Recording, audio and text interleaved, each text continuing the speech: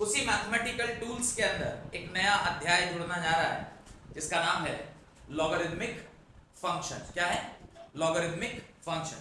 तो ये logarithmic function क्या है उसको पहले समझते हैं, then will write the definition और फिर आगे की चीजें देखते हैं। ध्यान से देखिएगा तो समझ में आ जाएगा लॉगरिथम क्या होता है। हम लोग 7 का square is written as 49, correct और नॉट?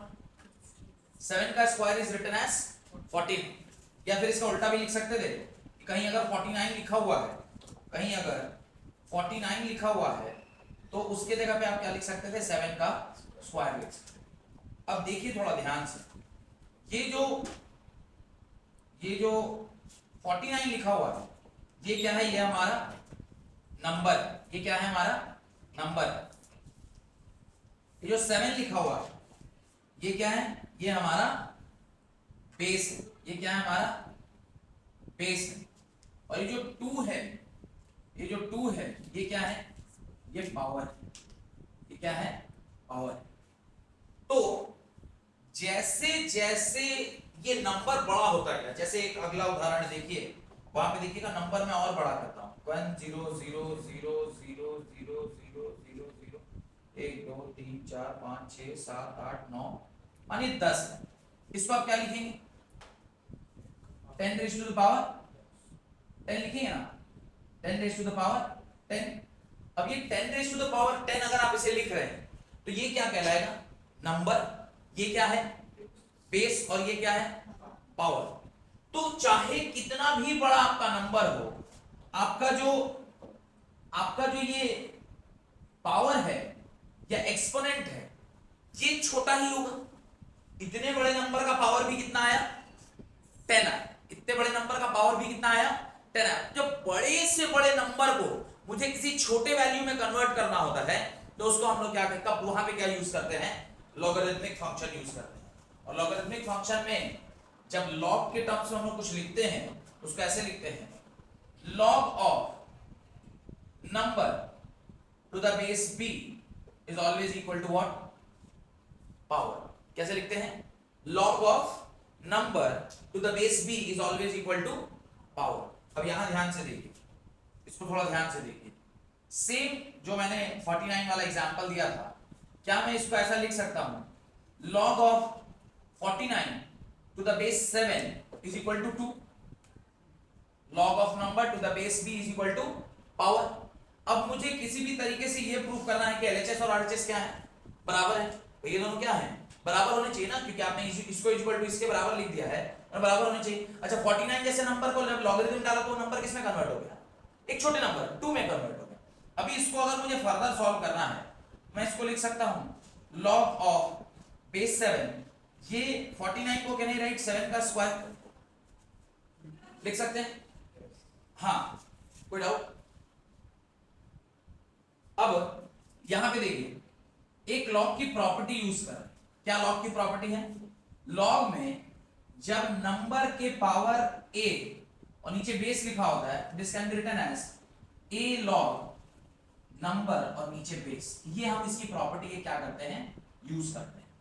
यानी जो यहां पे लिखा रहता है उसको हम कहां ला सकते हैं? सामने ला सकते हैं। ये a जो n के पावर पे था उसको कहां ले आए? सामने लाए। ये प्रॉपर्टी है लॉग की। तो इसको हम लिख दिए 2 लॉग नंबर अब 7 रह गया, बेस 7 हो गया, it is equal to what? 2। यहां के बाद एक और प्रॉपर्टी लगेगी, एक और प्रॉपर्टी लगेगी। वो क्या है? अगर नंबर और बेस दोनों बराबर होते हैं तो इसकी वैल्यू क्या होती है? 1 के बराबर होती है। नंबर और बेस की वैल्यू अगर सेम होती है तो ये किसके बराबर होता है? 1 के बराबर। तो आप देखिए ये दोनों क्या है? सेम है। तो ये क्या हो गया? 1। और यहां से आपने क्या प्रूव कर दिया? 2 इज इक्वल टू 2। तो जो हमने एक्सप्रेशन लिखा था, क्या log 49 to the base 7 is equal to 2, ये हमने क्या कर दिया?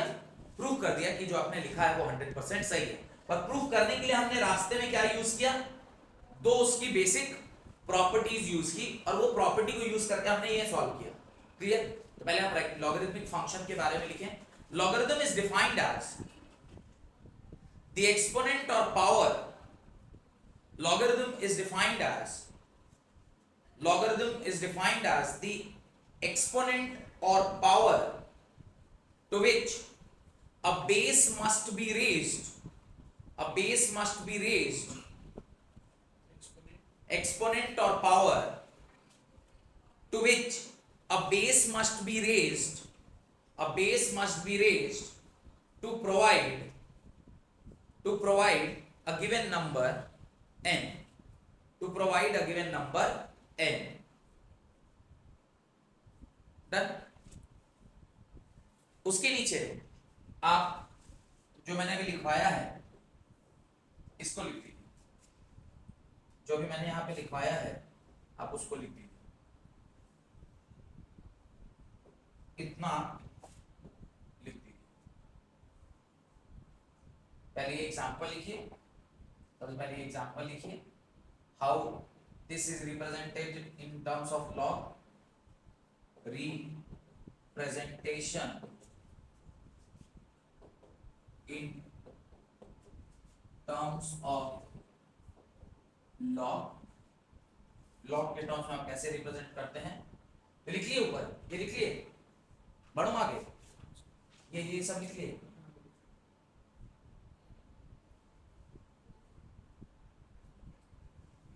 जल्दी जल्दी लिखिए।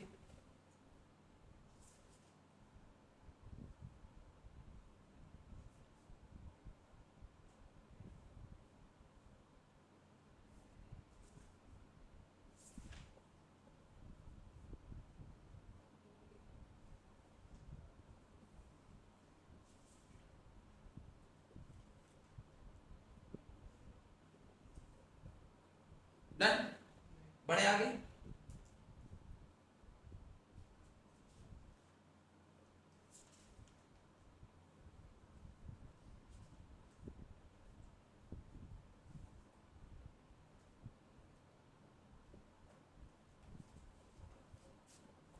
बढ़ो।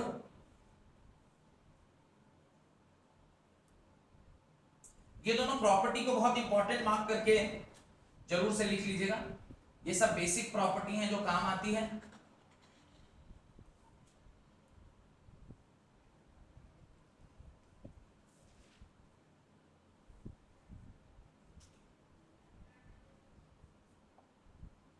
अब देखिए थोड़ा आगे बढ़ते हैं, यहां पे एक टर्म आता है नेचुरल लॉगरिथम, नेचुरल लॉगरिथम एक टर्म आता है natural logarithm. What is natural logarithm? Natural logarithm क्या है? नेचुरल लॉगरिथम है जब लॉग जब आप लिख रहे हैं उसका जो नंबर है का बेस जो होता है वो क्या होना चाहिए? ई होना चाहिए। क्या होना चाहिए? ई होना चाहिए। ई क्या है? आप एक्सपोनेंट पढ़े ना, एक्सपोनेंट ई के पावर समथिंग कुछ लिखते हैं हम लोग, तो ये एक्सपोनेंशियल फंक्शन में जो ई यूज करते हैं यही ई यहां पे यूज करते हैं, इसको हम लोग डिनोट करते हैं ln से। ऐसे डिनोट करते हैं ln से। तो कहीं अगर ln लिखा हो इसका क्या मतलब है? इसका मतलब है ये लॉग ऑफ नंबर है टू द बेस ई। और अगर कहीं पे simply log of number to the base 10 लिखा है, इसको आप सिंपली क्या लिखते हैं? लॉग लिखते हैं। इसको आप सिंपली क्या लिखते हैं? लॉग। यानी बेस 10 अगर लिखा है तो आपको उसके सामने कुछ लिखने की आवश्यकता नहीं है। अब इसको एक चीज से आप समझ सकते हैं, जैसे कहीं पर 5 लिखा रहता है तो आप इसे +5 मानते हैं, -5 मानते हैं? ऑब्वियसली +5 मानते हैं। यहां पे प्लस नहीं भी लिखा हो तो भी आप क्या मानते हैं? +5 मानते हैं। अच्छा कहीं पे x लिखा है तो इसको 1x मानते हैं कि और कुछ मानते हैं? ऑब्वियसली जब कहीं x लिखा तो आप मान रहे हैं कि 1 × x ही लिखा हुआ है। जैसे 5 लिखा है तो आप क्या माने? +5 माने। जैसे x लिखा है तो आप क्या माने? 1x माने। जैसे एक और एग्जांपल देता हूं, कहीं पे √4 लिखा है तो आप क्या मानेंगे? इसको स्क्वायर रूट मानेंगे, क्यूब रूट मानेंगे? ऑब्वियसली स्क्वायर रूट, क्योंकि क्यूब रूट होता तो यहाँ पे क्या लिखा होता? यहाँ पे 3 लिख देता।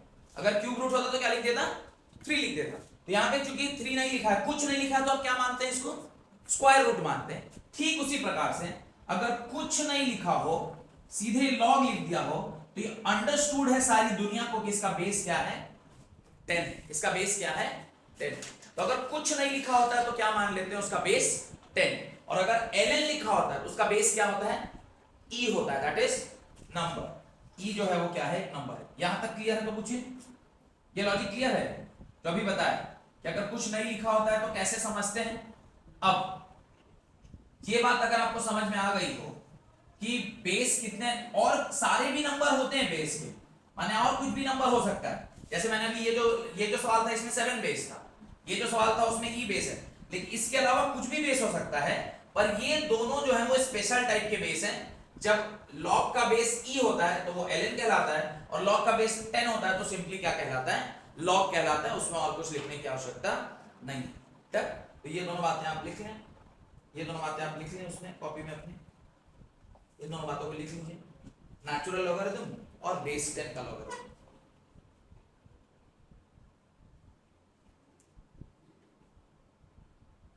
नेचुरल लॉगरिथम और बेस 10, इसको लिखिए, बेस 10 का लॉगरिथम और नेचुरल लॉगरिथम।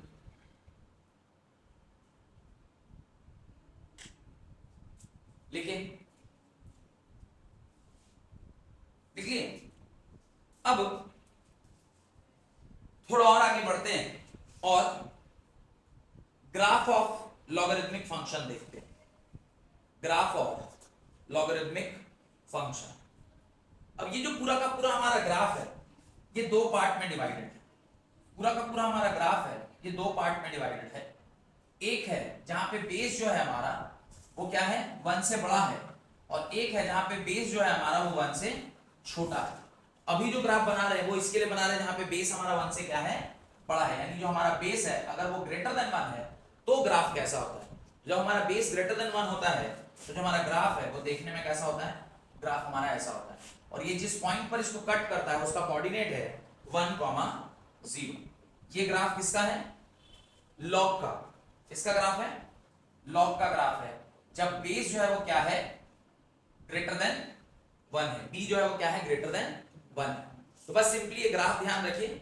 और इसी का दूसरा भाई है सेकेंड पार्ट, पढ़े, देखिए graphical representation of logarithmic function. Graphical representation of logarithmic function, graphical representation of logarithmic function.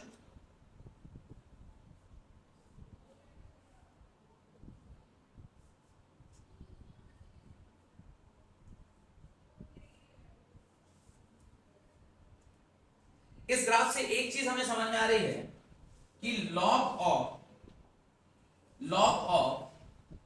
1 क्या होगा, 0 के बराबर। log 1 क्या होगा, 0 के बराबर। Value of log 1 is 0। ये ग्राफिकल ग्राफ से समझ में आ रहा है, क्योंकि जब 1 आपने नंबर लिया है तो उसका जो y है क्या निकल के आ रहा है, 0 निकल के आ रहा है। तो log 1 क्या होता है, 0। डन। नेक्स्ट इसका दूसरा भाई, वापस से आप ग्राफ बना रहे हैं बिटवीन फॉर लॉग, वापस से आप ग्राफ बना रहे हैं फॉर लॉग ओनली। और जो आप वापस से ग्राफ बना रहे हैं लॉग के लिए, यहाँ पे b का वैल्यू किसके किसके बीच में लाई कर रहा है, 1 से लेके 0 के बीच में लाई कर रहा है। और logarithm number to the base b है। अगर ये 0 से 1 के बीच में लाई करता है तो ग्राफ कैसा होता है, ग्राफ हमारा ऐसा, ग्राफ हमारा कैसा होता है, ऐसा होता है। और ये भी कहाँ पे कट करता है, ये भी कट करता है 1,0 पर। तो याद रखिएगा जब बेस हमारा 0 से 1 है तो ग्राफ ऐसे मूव करता है, और जब हमारा बेस जो है वो ग्रेटर देन 1 है तो ग्राफ कैसे मूव करता है, ऐसे मूव करता है। तो बस ये दो ग्राफ ध्यान रखना है, बाकी और इसमें कुछ नहीं है। एक छोटा सा सवाल करेंगे और उसके बाद डिफरेंशिएशन एज अ फंक्शन में चलेंगे। उससे पहले ये दो ग्राफ बना लिए। Now right properties of logarithmic function. Graph बना लिए तो उसके नीचे लिखिए properties of logarithmic function. Graph clear है, ये ग्राफ क्लियर है दोनों, बड़े। Properties of logarithmic function, properties of logarithmic function, properties of logarithmic function. कुल मिलाकर 4-5 प्रॉपर्टी है जो आपको क्या करनी है, पढ़नी है ग्राफ के लॉगरिथमिक फंक्शन से रिलेटेड। क्या क्या है, क्या क्या है, पहला है देखिए प्रोडक्ट रूल। पहला है product rule, first is product rule.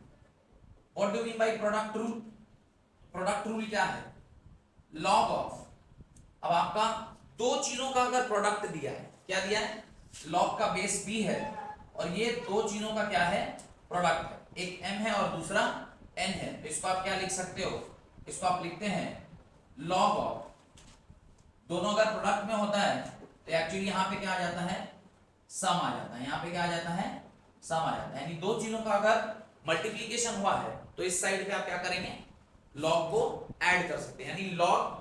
अब जैसे इसका एक एग्जांपल देखिए तो ज्यादा अच्छा समझ में आएगा। मान लीजिए इसका एग्जांपल दिया है, लॉग ऑफ 10 दे दिया, इसको आप क्या लिख सकते हैं, आप लिख सकते हैं लॉग ऑफ 2 into 5 लिख सकते हैं, लॉग 10 को 2 5 लिख सकते हैं, और इसको अगली लाइन पे क्या लिखा जा सकता है, log 2 प्लस log 5। समझ में? ऐसे आप, या इसका उल्टा भी, अगर मान लीजिए मेरे को log 2 प्लस log 5 लिखा है तो इसको फिर क्या लिख देंगे, log 2 into 5, और उसको फिर क्या लिख देंगे, log 10। और अगर कुछ नहीं लिखे तो बेस हमने यहां क्या माना हुआ है, किसी में मैंने log बेस में कुछ नहीं लिखा, इसका मतलब क्या माने हैं, बेस क्या है, 10 है। अगर कोई बेस नहीं लिखा तो ऑटोमेटिकली आप क्या मानते हैं, बेस को 10 ही मानते हैं। नेक्स्ट, ये प्रोडक्ट रूल हो गया। नेक्स्ट लिखें, लिख लिए, आगे देखिए, second rule is quotient rule या division rule. Second is quotient rule या डिवीजन रूल। क्या कहता है डिवीजन रूल, डिवीजन रूल कहता है अगर log of base b m/n लिखा हुआ है, क्या लिखा है, log m/n बेस b है, इसको आप क्या लिखेंगे, log m minus log n, क्या लिखेंगे, log m minus log n। यानी डिवीजन होता है तो किस में कन्वर्ट हो जाता है, माइनस में कन्वर्ट हो जाता है, डिवीजन होता है तो किस में कन्वर्ट हो जाता है, माइनस में। जैसे एक उदाहरण के रूप में देखिए, कहीं अगर ऐसे लिखा हो log 25 बाई 2, इसको आप क्या लिखेंगे, log 5 log 25 माइनस log 2। तो दो नंबर का डिवीजन होगा तो आप क्या लिख सकते हैं, log 5 minus log 25 minus log 2। अब इस 5 को 25 को क्या लिख सकते थे, 5 का स्क्वायर, अब इसको क्या लिख सकते थे, 5 का स्क्वायर। फिर फर्दर इसको सॉल्व करके कुछ एक वैल्यू आप निकाल सकते हैं, ठीक है, पर हम लोग बस बेसिक प्रॉपर्टीज देख रहे हैं। थर्ड लिखिए, पावर रूल। थर्ड लिखिए power rule. What is power rule, power rule already मैंने बता दिया है। पावर रूल क्या होता है, पावर रूल है जब किसी भी नंबर में log बेस b है और n के पावर कोई भी एक n के समथिंग पावर में, तो इसका पावर क्या आ जाता है, सामने आ जाता है, और ये लिखते हैं log n to the base b। तो ये जो नंबर के पावर में कुछ रहता है तो वो कहां आ जाता है, सामने आ जाता है। तो this is called as power rule. Done. और लास्ट है बेस चेंजिंग रूल। लास्ट क्या है, base changing rule. Base changing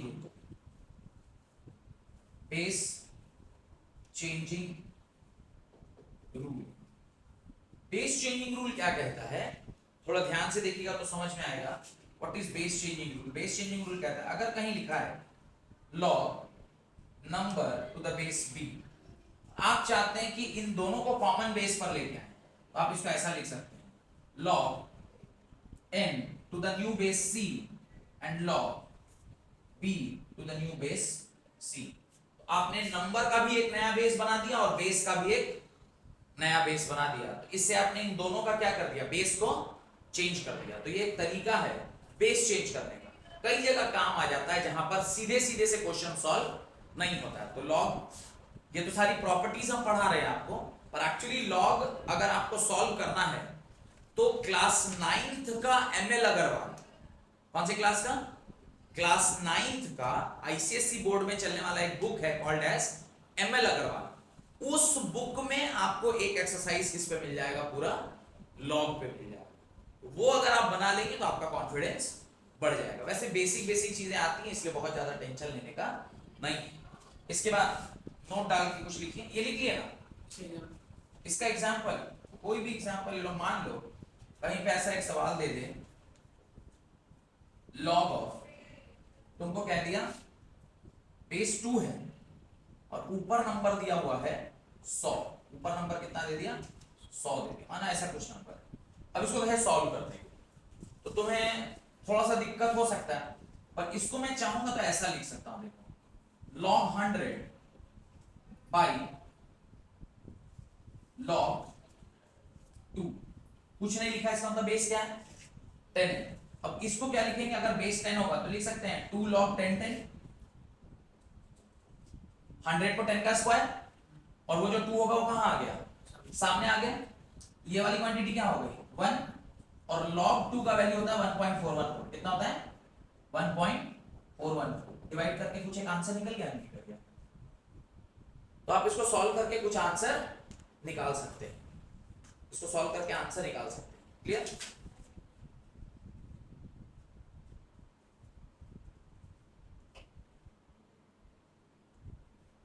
चलो log 2, ये 2 का लिख दिया मैंने, आपको log 2 बोला है ना, log 2 होता है 0.301, log 2 होता है 0.301।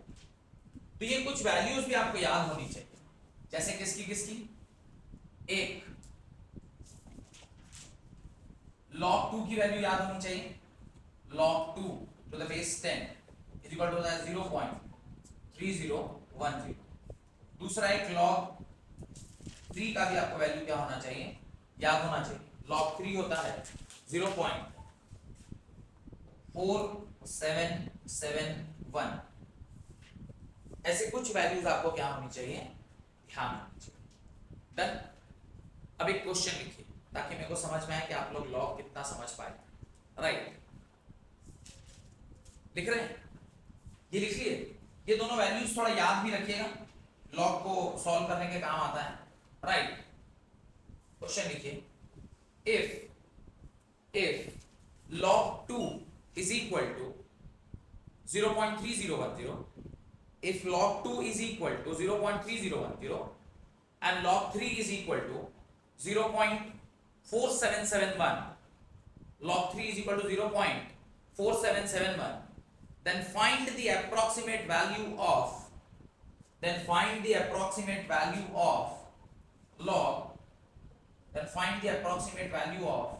log 36 base 10। ये वैल्यू आपको क्या करनी है, पता करनी है। डन। आप लोग कोशिश करेंगे कि मैं सॉल्व करूं, कोशिश कर रहे हैं। चलिए इसको देखिए, मैं क्या लिख सकता हूं, can I write this as log base 10, 6 का स्क्वायर लिख सकते हैं, देखिए तो 36 को 6 का स्क्वायर लिख दिया। अच्छा, अगर जब log नंबर के समथिंग पावर में रहता है तो क्या मैं इसको ऐसा लिख सकता हूं, देखिए। अच्छा, अगले स्टेप पे 2 इंटू log, ये 10 को मैं बेस, log का जो आपका बेस है इसको मैं 2 इंटू 3 लिख दूं, 6 को 2 इंटू 3 लिख सकते हैं, सब प्रॉपर्टी यूज करके ही लिख रहे हैं। log 10, कोई चीज मल्टीप्लीकेशन में रहती है तो उसको एडिशन में कन्वर्ट कर सकते हैं क्या, वी यूज किया ना प्रॉपर्टी प्रोडक्ट रूल, कोई दो चीज मल्टीप्लीकेशन में रहती है उसको ऐड कर सकते हैं, बोलिए कर सकते हैं। अब अगर इसको ऐड कर दिया, अब क्या रह गया 2 इंटू log 2 का वैल्यू कितना था 0.3010 प्लस log 3 का वैल्यू कितना है 0.4771।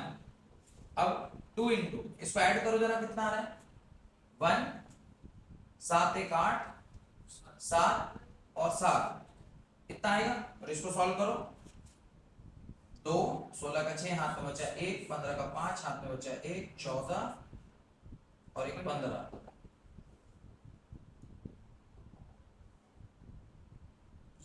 और 1 पॉइंट हो जाएगा 1.5562। आंसर आ गया, नहीं आ सकता मैं, इसका आंसर कितना है 1.5562, और अप्रोक्सीमेट करोगे तो अप्रोक्सीमेट करने के बाद कितना आएगा 1.5 6 will be the final answer. तो log 10 36 का वैल्यू कितना आ गया 1.56. समझना है? यानी इसमें देखो एक सिंपल सा कॉन्सेप्ट इन्वॉल्व है. क्या है? एक छोटी सी कहानी से समझते हैं कि क्या कॉन्सेप्ट इन्वॉल्व है इसमें. मैं जब आपकी तरह विद्यार्थी था, शायद 10th की बात है, तो उस टाइम पे एक ऐसे आता है 10th में लिखने. अब हर बच्चे को एक ऐसे लिखना होता है 10th क्लास में. कुछ तो लेटर टू क्या एडिटर और something you have to write, ऐसे काइंड ऑफ थिंग. तो ऐसे में मैं क्या याद करके गया था? फुटबॉल का गेम याद करके गया. क्या याद करके गया था? फुटबॉल का गेम. लेकिन एग्जामिनर क्या लिख दिया? A journey from Tatanagar to your village, या अपने होम टाउन से, आपका होम टाउन से आप अपने विलेज को ट्रैवल कर रहे हैं. अब तो मैं तो होशियार आदमी था, मैं था ना होशियार आदमी था. मैंने अपना ऐसे स्टार्ट किया. The train started from Tatanagar station at 9 PM in the 9 PM in the 9 AM in the morning. The train was going very good. वो सब थोड़ा स्टार्टिंग में 2-3 लाइन लिखा. उसका लिखा due to some unavoidable circumstances the train stopped at a place where nearby some players were playing football in a ground, and I came to know from the TT that the train will stop here for another 1.5 hour. बस फिर क्या, मैं कहाँ चला गया? Football के मैदान में. और फिर मैंने पूरा फुटबॉल उधर लिख दिया कि फुटबॉल में मैंने कैसे कैसे कैसे खेला.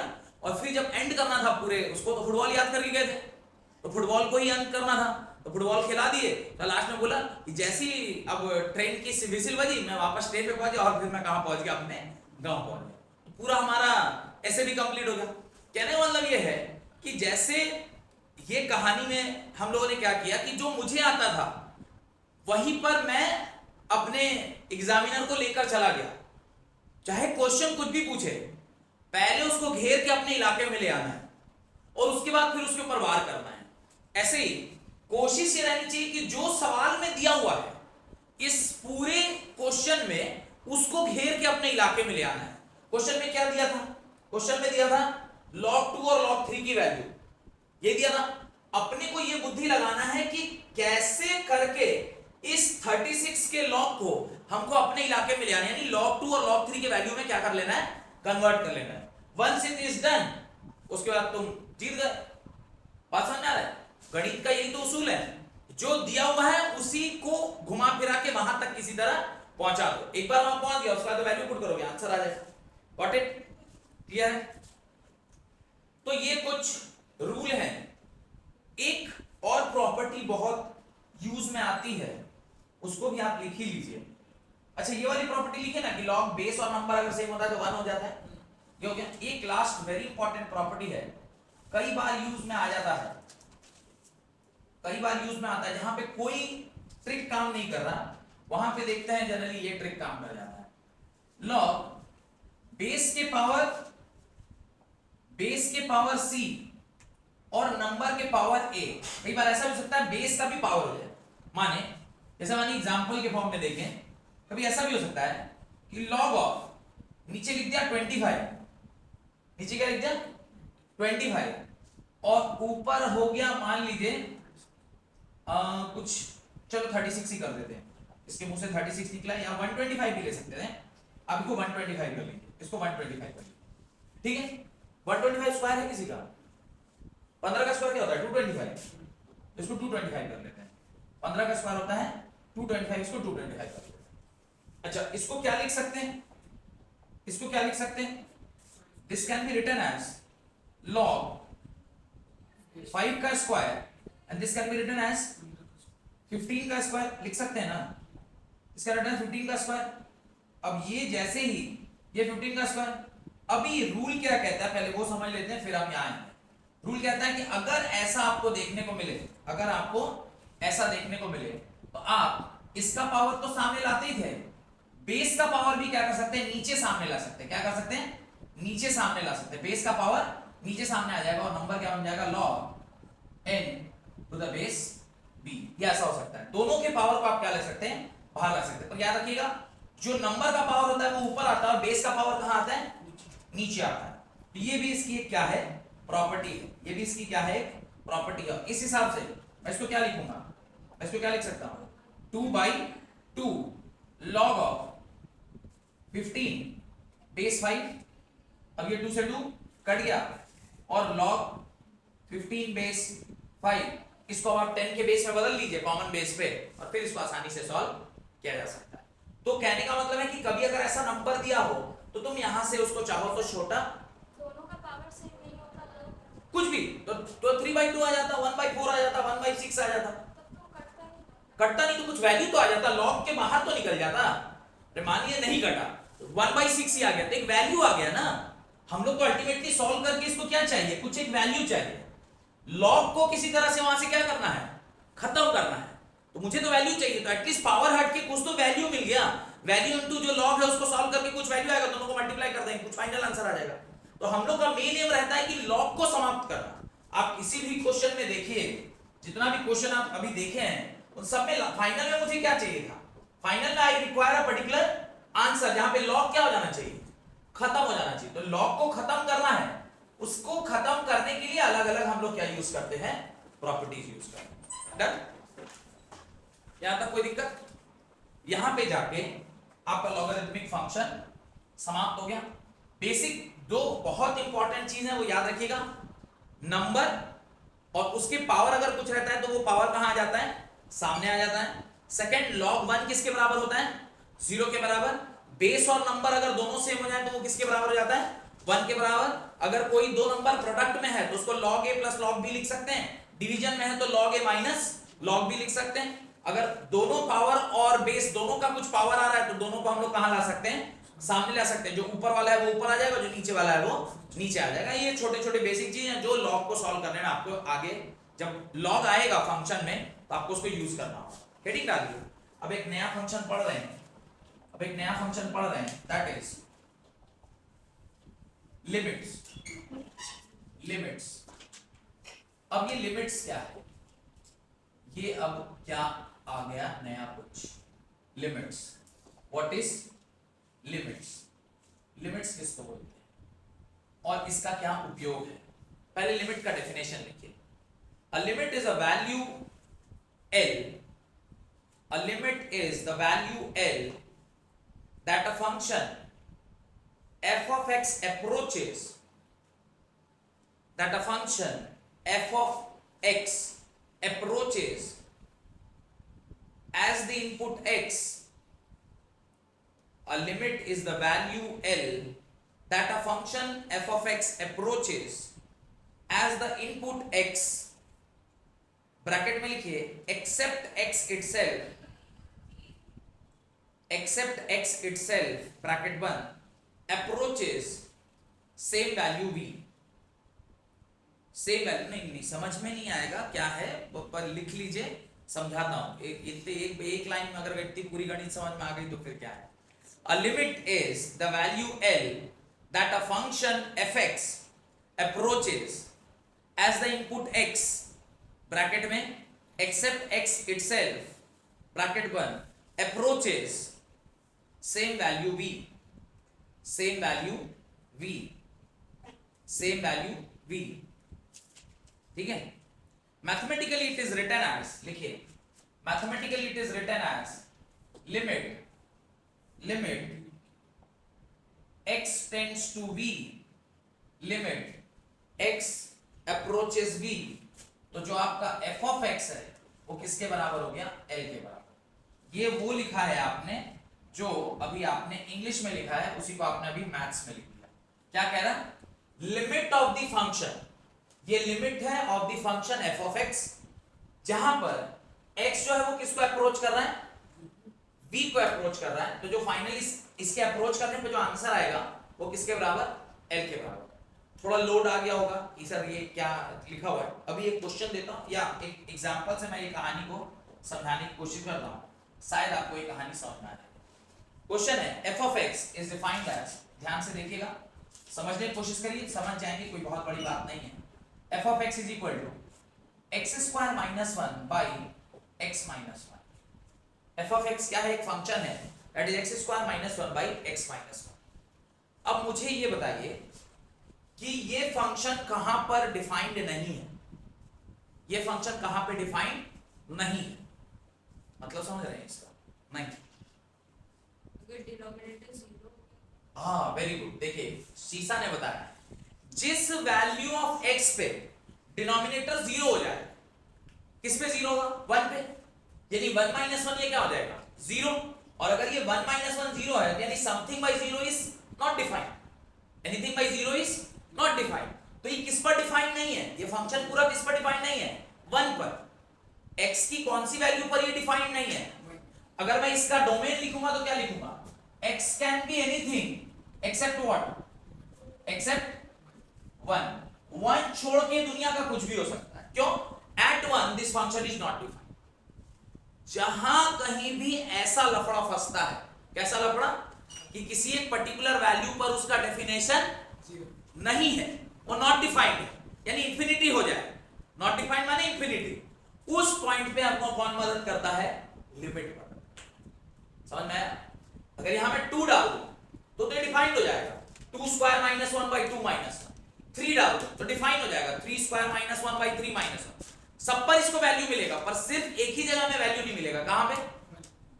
1 पर इसका हमें कोई वैल्यू नहीं मिलेगा। ये लॉजिक क्लियर हो रहा है कि इस पर्टिकुलर फंक्शन में 1 पर इसका कोई वैल्यू नहीं।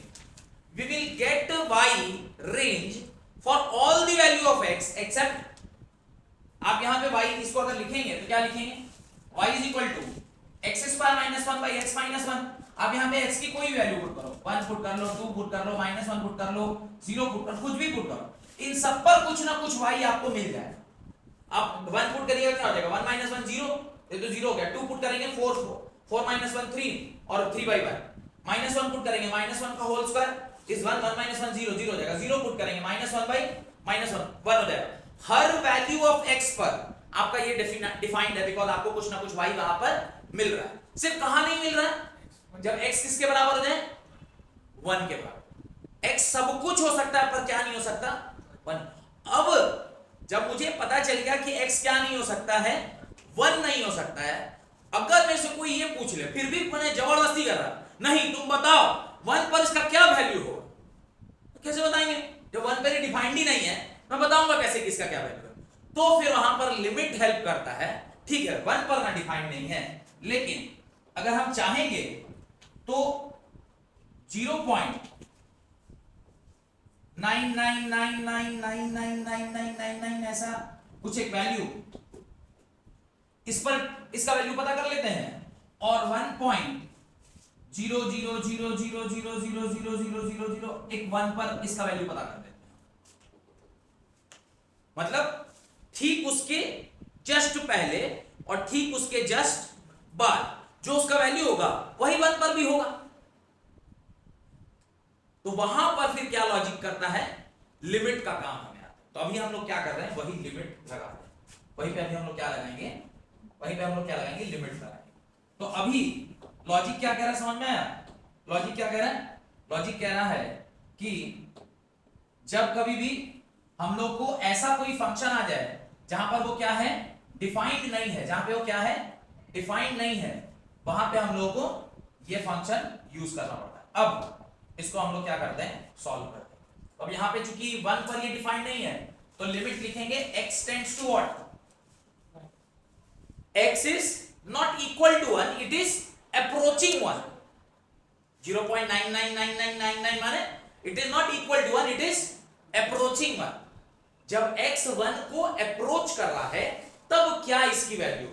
तो अब ये नहीं कह सकते x is equal to 1 पर क्या होगा, क्योंकि x is equal to 1 पर तो डिफाइंड, पर x जब 1 को अप्रोच कर रहा है तब इसकी वैल्यू क्या होगी वो हम लोग निकाल रहे हैं, इसका x पे क्या वैल्यू होगा। बट तो limit x tends to 1 is equal to function क्या है? x square minus 1 by x minus 1। Simple है, इसको आप सॉल्व करिए। क्या लिखा हुआ है? a square minus b square that is a plus b into a minus b whole divided by a minus b। ये और ये क्या हो गया? कैंसिल हो गया। आपके पास क्या बचा? x plus 1। लिमिट क्या है? Limit is x tends to 1। अब लिमिट चूंकि x टेंड्स टू 1 है तो 1 की वैल्यू, हम ये नहीं कह रहे 1 की वैल्यू आप 1 माने x की वैल्यू 1 लिखिए नहीं बोल रहे, x को अप्रोच करा रहे हैं 1 को। We are approaching the value of x to be 1, और तब जब आप इसको अप्रोच कराइएगा 1 पे, तो 1 + 1 क्या हो जाएगा, 2 हो जाएगा। तो आप कहेंगे कि limit when x is approaching 1 for x square minus 1 by x minus 1, the value is equal to what? Logic clear है? at 1 it is not defined, at 1 ये डिफाइंड नहीं है। क्या चीज पे इसकी डेफिनेशन है? जब x 1 को अप्रोच कर रहा है तो इसकी क्या वैल्यू आएगी। तो ये लिमिट काम कहां पे आता है? ऐसी जगह पर जहां पर मेरा फंक्शन डिफाइंड नहीं, और तब भी कोई जबरदस्ती तो नट्टी दबा बहुत पता चला क्या होगा इसका वैल्यू, तो क्या करेंगे, लिमिट लगाएंगे। लिमिट में क्या लगाएंगे? जिस पर नॉट डिफाइंड है, जब वो उसको अप्रोच कर रहा है तो उसका जो वैल्यू होगा वही उस पर उसका वैल्यू होगा। Got it? समझ में आया? तो ये एक सवाल हमने दिया है, इसके बारे में और एक सवाल करते हैं, ठीक है? आप इसको उतार लीजिए।